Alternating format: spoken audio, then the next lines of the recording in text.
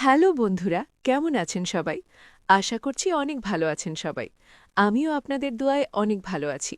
আজকে একটি গল্প শোনাবো আপনাদের। গল্পটি হলো আমার ভাইয়ের সাথে ঘটে যাওয়া একটি ঘটনা।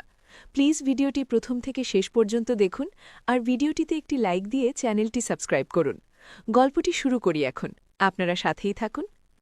আমি আর আমার ভাই শাহেদ গ্রামের একটি পুরনো বাড়িতে থাকি। আমার মা-বাবা বিদেশে চলে যাওয়ার পর এই বাড়িতে আমি আর ভাই শাহেদ ছাড়া আর কেউ নেই। দিনের বেলা ঠিক আছে, কিন্তু রাত হলেই যেন দেয়ালগুলো গম্ভীর হয়ে ওঠে।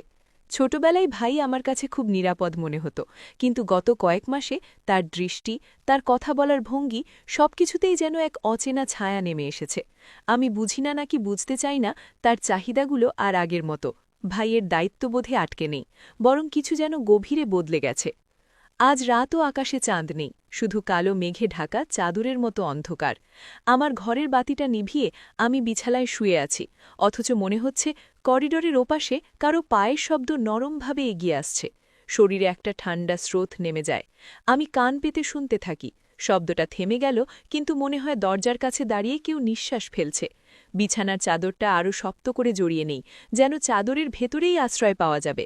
আমার বুকে ভেতর ধপধপ শব্দ শুনতে পাচ্ছি। হাতের তালু ঘেমে গেছে, শ্বাস নিতে কষ্ট হচ্ছে। আমার মাথায় পুরনো কিছু রাতের ছবি ভেসে ওঠে, যেখানে হঠাৎ ঘুম ভেঙে দেখি শাহেদ আমার দরজার সামনে দাঁড়িয়ে আছে, কোনো কথা না বলে। আর আমি ভয় পেয়ে ভেতর থেকে কপাট লাগিয়ে দিচ্ছি। তখনও বুঝিনি কেন সে রাতের অন্ধকারে দাঁড়িয়ে থাকে। হয়তো কিছু বলতে চেয়েছিল, কিংবা হয়তো অন্য কিছু, যা আমি কল্পনা করতেও চাই না। আজ সেই একই অনুভূতি আবার জেগে উঠেছে, আর আমি চাদরের ভেতর মুখ বুজে কান্না চেপে রাখার চেষ্টা করছি। মনে হচ্ছে আমার ঘরের দেয়ালগুলো আজ রাতে হঠাৎ কাছে এসে দাঁড়িয়েছে। শ্বাসরোধ হয়ে আসছে, অথচ বাইরে সেই একই নীরবতা ভাঙছে না। দূরের কোনো এক গাছের ডালে প্যাঁচার ডাক শোনা গেল, আর সেই মুহূর্তে দরজার ভাঁক দিয়ে হালকা একটা শব্দ, যেন হাত রাখা হলো। আর আমি ভয়ে চোখ বন্ধ করে ফেললাম। ঘরের ভেতর আর বাইরের অন্ধকার যেন মিলে এক হয়ে গেছে। আমি জানি না দরজার ওপাশে দাঁড়িয়ে থাকা মানুষটা কি ভাবছে, কিন্তু আমার ভেতরের ভয় ক্রমেই বাড়ছে। এই বাড়িতে রাতগুলো কেমন যেন বদলে গেছে, সময় যেন ধীরে ধীরে এগোয়, প্রতিটি মিনিটে ভেতরে চাপা আতঙ্ক জমে ওঠে। আমি জানি না আগামী মুহূর্তে কি হবে, শুধু চেয়েই ভোর হয়ে যাক, যেন সূর্যের আলো আবার এই অন্ধকারকে সরিয়ে দেয়। কিন্তু রাতটা এত সহজে শেষ হবে বলে মনে হয় না, কারণ দরজার ওপাশে দাঁড়িয়ে থাকা সেই ছায়াটা নড়ছে না, যেন কোনো অদৃশ্য সিদ্ধান্তের অপেক্ষায় আছে। আমার চোখের কোণ ভিজে গেছে, কিন্তু আমি এক বিন্দু শব্দ করছি না, কারণ ভয় পেয়ে বুঝেছি কখনো কখনো নীরব থাকাই নিজের নিরাপত্তার একমাত্র উপায়। রাতটা যত এগোচ্ছে ততই মনে হচ্ছে এই পুরনো বাড়ির দেয়ালগুলো আমার দিকে তাকিয়ে আছে, যেন নীরবে সবকিছু দেখছে। আর আমি অস্বস্তিতে বারবার শ্বাস নিতে কষ্ট অনুভব করছি। বাতাসে অদ্ভুত এক ভারী গন্ধ, হয়তো পুরনো কাঠের গন্ধ, কিন্তু আজ সেটা যেন অচেনা এবং অস্বস্তিকর। দরজার উপাশে দাঁড়িয়ে থাকা সেই ছায়াটার উপস্থিতি আমি চাদরের ভেতর থেকেও টের পাচ্ছি, যেন নিঃশ্বাসের শব্দ বেয়াল পেরিয়ে ভেতরে ঢুকে পড়ছে। সময় ধীরে ধীরে গড়িয়ে যাচ্ছে, কিন্তু প্রতিটা মিনিট মনে হচ্ছে এক একটা ঘণ্টার মতো দীর্ঘ। হঠাৎ দরজার নিচ দিয়ে এক চিলতে আলো ভেসে এলো। আমি জানি এই আলো করিডোরের বাতির নয়, কারণ সেটা আমি কিছুক্ষণ আগে বন্ধ করেছি। বুকের ভেতর তীব্র কাঁপুনি শুরু হলো, হাতের তালু ঘেমে ভিজে গেল, আর ঠোঁট শুকিয়ে গেল, যেন কয়েক ঘণ্টা পানি খায়নি। বাইরে থেকে খুব সতর্ক একটা শব্দ এলো, যেন দরজার হ্যান্ডেলে আলতো করে আঙুল ছোঁয়া হলো। শব্দটা এত হালকা, কিন্তু এই গভীর নীরবতায় তা বজ্রপাতের মতো কানে বাজল। আমার চোখের পাতায় চাপ পড়ে গেলেও আমি জোর করে খোলা রাখলাম, কারণ এখন চোখ বন্ধ করলে মনে হবে আমি সবকিছু দেখতে চাই না, অথচ বাস্তবতা আমাকে গ্রাস করবে। মাথায় হঠাৎ ভেসে উঠল আগের বাসের এক রাত। তখনও এমন করেই দরজার সামনে দাঁড়িয়েছিল সে, কিন্তু ভেতরে ঢোকেনি, আর আমি চুপচাপ ভয়ে সারা রাত কাটিয়ে দিয়েছিলাম। সেই রাতের পর থেকেই আমি অনুভব করছিলাম তার আচরণ বদলে গেছে, আগের মতো স্বাভাবিক নেই। আমি তখন নিজেকে বোঝাতাম হয়তো কাকতলীয় কিছু ছিল, কিন্তু আজকের এই দৃশ্য সেই বোঝানোকে ভেঙে দিচ্ছে। দরজার কাছে দাঁড়িয়ে থাকা ছায়াটা এবার নড়ল না, কিন্তু আমি টের পাচ্ছি সে যেন কিছু ভাবছে, হয়তো সিদ্ধান্ত নিচ্ছে পরবর্তী পদক্ষেপের। বাইরে বাতাসের ঝাপটা এসে জানালার কাছে ধাক্কা দিল, কাঁচ কেঁপে উঠল, আর আমি অজান্তেই গা শিউড়ে উঠলাম। সেই মুহূর্তে দরজার ওপাশে পায়ের হালকা নড়াচড়া শোনা গেল, যেন ওজন বদলে দাঁড়িয়ে আছে। আমার মনের মধ্যে হাজারো ভাবনা ঘুরতে লাগল। আমি কি উঠে গিয়ে দরজা আটকে দেব? কিন্তু যদি শব্দ হয় আর সে বুঝে ফেলে আমি জেগে আছি, তখন কি হবে? আমি চুপচাপ শুয়ে রইলাম, এক বিন্দু শব্দ না করে, যেন ঘুমের ভান করে সবকিছু এড়িয়ে যাওয়া যাবে। মিনিট কয়েক কেটে গেল, তারপর পায়ের শব্দ ধীরে ধীরে সরে গেল করিডোরের বুড় প্রান্তে। কিন্তু তাতেই আমার বুকের ধুকফুক কমল না, বরং মনে হল সে আবারও ফিরে আসবে। ঘরের অন্ধকারে আমি বিছানার কোণে সরে গিয়ে বসে পড়লাম, আর চাদরটা কাঁধ পর্যন্ত টেনে নিলাম। দূরে কোথাও মশারির ভেতর হালকা ফিসফিস শব্দ শুনতে পেলাম, যেন কেউ নিজের সাথে কথা বলছে, কিন্তু কথাগুলো অস্পষ্ট। ঠোঁট চেটে নিলাম, কিন্তু গলার শুকনো ভাব কাটল না। আমার কানে শব্দের প্রতি অতিরিক্ত সংবেদনশীলতা তৈরি হয়েছে, এমনকি জানলার বাইরের গাছের পাতার মৃদু দোলনও আমাকে চমকে দিচ্ছে। কিছুক্ষণ শান্ত থাকলেও হঠাৎ দরজার সামনে আবার পায়ের শব্দ, এবার এত হালকা যে মনে হয় ইচ্ছে করেই শব্দ লুকিয়ে রাখা হচ্ছে। আমার বুকের ভেতর আতঙ্কের ঢেউ আছে পড়ল, আর শ্বাস নেবার গতি বেড়ে গেল। আমি জানতাম এই রাত কেবল ভয় নিয়ে শেষ হবে না, এর মধ্যে কিছু একটা ঘটতে বাধ্য, যা আমার জীবনের পথ বদলে দেবে।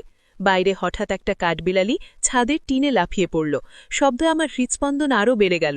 মনে হলো হয়তো সে দরজার দিকেই ঝাঁপিয়ে দিয়েছে, কিন্তু পরের মুহূর্তে বুঝলাম শব্দটা অন্য কোথাও মিলিয়ে গেছে। আমার চোখে পানি চলে এলো, কিন্তু আমি কান্না আটকে রাখলাম, কারণ জানি এই বাড়ির নীরবতায় কান্নার শব্দ ছায়ার মতো চারপাশে ছড়িয়ে যাবে। রাত যত গভীর হচ্ছে, তত মনে হচ্ছে দেয়াল, ছাদ, মেঝে সব আমার বিপরীতে গিয়ে দাঁড়িয়েছে, আর বাইরে সেই একই ছায়া ধৈর্য ধরে অপেক্ষা করছে। আমি কেবল চাইছিলাম ভোরের আলো, কারণ আলো এলেই হয়তো এই অন্ধকারে লুকিয়ে থাকা ভয়টা ভিনে যাবে। কিন্তু ঘড়ির কাঁটা আমাকে নিষ্ঠুরভাবে জানিয়ে দিচ্ছিল ভোর এখনো অনেক দূরে। রাত অনেক দূর গড়িয়েছে, কিন্তু ঘরের ভেতরে যেন সময় থেমে আছে। বাতাসের নিস্তব্ধতায় প্রতিটা শব্দ এখন দ্বিগুণ ভারী হয়ে আমার কানে বাজছে। আমি বিছানার কোণে সরে বসে আছি, চোখ খোলা, কিন্তু আলো না থাকায় চারপাশ শুধু অস্পষ্ট অন্ধকারে ভরা। চাদরটা মাথা পর্যন্ত টেনে রেখেছি, তবুও মনে হচ্ছে এর ভেতরেও আমি নিরাপদ। করিডোরের দিক থেকে কোনো শব্দ আসছে না, তবুও এক অদৃশ্য উপস্থিতি যেন আমার শ্বাসের সাথে মিশে যাচ্ছে। মনে হচ্ছে দেয়াল পেরিয়ে কেউ আমার ভেতরের ভয়টাকেও শুনতে পাচ্ছে। মাথায় বারবার ভেসে উঠছে বিকেলের দৃশ্যটা।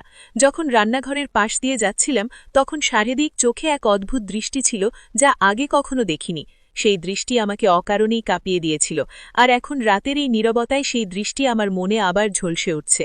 জানলার বাইরে হঠাৎ পাতার মর্মর শব্দ হলো, হয়তো বাতাসেই, কিন্তু সেই শব্দ আজকে ভিন্ন মনে হচ্ছে, যেন কারোর নড়াচড়ার আভাস। বুকের ভেতর চাপা কষ্ট জমে আছে, শ্বাস নিতে কষ্ট হচ্ছে, তবুও আমি শব্দ করতে ভয় পাচ্ছি। তখন হঠাৎ দরজার নিচ দিয়ে এক ছায়া নড়ল, চোখের পলকে আমার ভেতরে আতঙ্কের স্রোত বয়ে গেল। আমি শ্বাস বন্ধ করে অপেক্ষা করলাম। ছায়াটা স্থির হল, তারপর ধীরে ধীরে সরে গেল, কিন্তু শান্তির বদলে ভয় আরও গভীর হল, কারণ আমি জানি যে সরে গেছে সে এখনও কোথাও কাছেই আছে। ঘরের এক কোণে রাখা টেবিলের ওপরে গ্লাসে পানি আছে, কিন্তু হাত বাড়িয়ে নিতে সাহস পেলাম না, কারণ সামান্য নড়াচড়ায় শব্দ হতে পারে। বাইরে হঠাৎ ঝিঝি পোকার ডাক থেমে গেল, আর সেই শূন্যতায় আমি পায়ের হালকা শব্দ শুনলাম। এবার করিডোর থেকে সোজা আমার দরজার দিকে এগিয়ে আসছে, প্রতিটা পা ফেলায় ধীর মাপা, যেন সময় নিয়ে এগোচ্ছে। আমার বুকের ধুকফুক বেড়ে গেল, চাদরের ভেতর হাতের আঙুল শক্ত হয়ে গেল। দরজার সামনে এসে শব্দ থেমে গেল। এই থেমে থাকা মুহূর্তটাই সবচেয়ে ভয়ঙ্কর। মনে হলো সে এখন আমার শ্বাস গোনার চেষ্টা করছে। হঠাৎ দরজার হ্যান্ডেলে একবার চাপ পড়ল, কিন্তু খুলে দেখা হলো না। আমার মনে হলো হয়তো সে দেখতে চাইছে আমি জেগে আছি কিনা। কিছুক্ষণ পর হ্যান্ডেল ছেড়ে আবার ধীরে ধীরে পা টেনে সরে গেল, কিন্তু এবার করিডোরের আলোটাও নিভে গেল, মানে সে ইচ্ছি করেই বাড়িটাকে পুরো অন্ধকারে ডুবিয়ে দিল। আমি চুপচাপ শুয়ে থাকলাম, কিন্তু ভেতরে যেন আগুন জ্বলছে, শরীর কাঁপছে। এমন সময় ছাদের দিক থেকে একটা হালকা শব্দ এলো, টিনে কিছু পড়ার মতো, হয়তো বিড়াল, কিন্তু এই রাতে প্রতিটা শব্দেই আতঙ্ক লুকিয়ে আছে। আমি ভাবলাম যদি এখন দরজাটা ভেতর থেকে বন্ধ করে দিই, কিন্তু উঠে দাঁড়ানো মানেই শব্দ হবে, আর শব্দ মানেই তার কাছে আমার জেগে থাকার প্রমাণ চলে যাবে। তাই আমি নীরবে ভেতরে কুঁকড়ে রইলাম, চোখ বন্ধ করলাম, কিন্তু ঘুম নয়, এটা নিছক ক্লান্তি। শরীর আর মাথা ভেঙে পড়ছে আতঙ্কের ভারে। দূরে মেঘের গর্জন হলো, হয়তো বৃষ্টি আসছে, কিন্তু বৃষ্টি হলেও এই ভয়ের ভেতর কোনো প্রশান্তি আসবে বলে মনে হয় না, কারণ আজকের এই রাত কেবল এক রাত নয়, এটা যেমন এমন এক সময় যেখানে আমার চারপাশের সবকিছু, এমনকি নীরবতাও আমাকে ঘিরে শ্বাসরোধ করছে। আমি কেবল জানি ভোল হওয়া পর্যন্ত আমাকে এই অদৃশ্য তীক্ষ্ণ উপস্থিতির সাথে থাকতে হবে, আর সেই ভাবনাটাই আমাকে ধীরে ধীরে ভেঙে দিচ্ছে। রাতের শেষ প্রহর নেমে এসেছে, কিন্তু আমার জন্য সময় যেন থেমে আছে। প্রতিটা সেকেন্ড মনে হচ্ছে যেন কাঁটার মতো শরীর ভেদ করে যাচ্ছে। বাইরে দূরে মেঘের গর্জন হচ্ছে, কিন্তু বৃষ্টির কোনো লক্ষণ নেই, শুধু ভারী বাতাস জানলার কাছে ধাক্কা দিয়ে কাঁপিয়ে দিচ্ছে। ঘরের ভেতরে আমি নিঃশব্দে শুয়ে আছি, তবুও মনে হচ্ছে প্রতিটা নিঃশ্বাস খুব বেশি শোনা যাচ্ছে, যেন বাইরে দাঁড়িয়ে কেউ গুনে গুনে শুনছে আমার শ্বাসের শব্দ। সারা রাতের এই অদৃশ্য টানটান উত্তেজনায় শরীর অবশ হয়ে গেছে, হাত পা যেন পাথরের মতো শক্ত হয়ে আছে।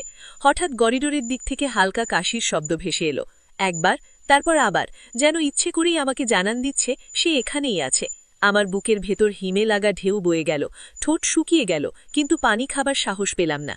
মিনিট কয়েক কেটে গেল, তারপর দরজার হ্যান্ডেলে ধীরে ধীরে চাপ পড়ল, এত ধীরে যে মনে হলো সময়ও থেমে আছে। আমি চাদরের ভেতরে নিঃশ্বাস আটকে রাখলাম, চোখ বন্ধ করলাম, কিন্তু কানের ভেতরে যেন শব্দটা কেঁপে কেঁপে বাঁচতে থাকল। দরজার কাঠের সাথে খুব হালকা